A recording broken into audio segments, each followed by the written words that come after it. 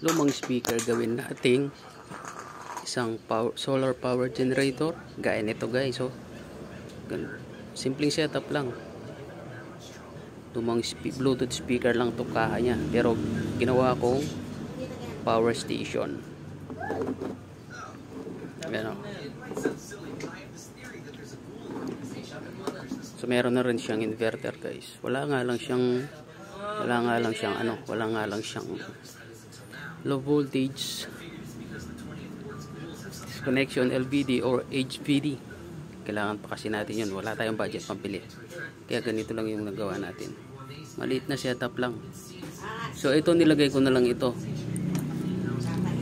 Dito isasaksak yung 12 volts na ilaw. Pwede rin dito 12 volts na ilaw. So dito ko isasaksak yung ating solar. Ayan. Nilagyan ko rin siya ng ganito. Ganito guys, oh. So yung solar natin, ito ginawa ko rin to para lang sa ilaw na 5 volts na ilaw.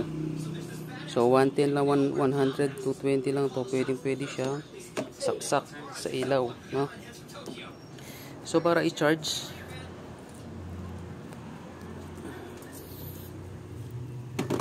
ganito lang siya i-charge guys, oh.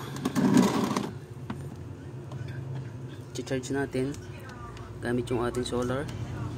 Sasaksak lang natin dito at yun, charging na siya, no? Charging yung atin namang ilaw na 12 volts.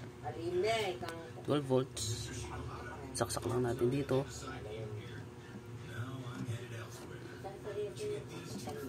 Pindutin natin ito at yun, 12 volts na ilaw.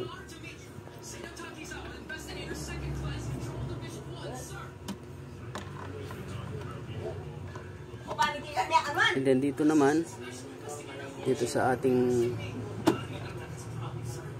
inverter, gamitin natin to,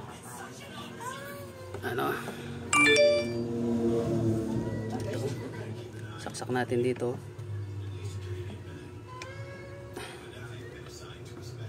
On natin. Yan guys, oh. Power generator. So pwede natin siyang dalhin kahit saan. Pwede tayo mag-charge ng cellphone dito. Pwede mag-charge ng cellphone. So yun lang. Thank you.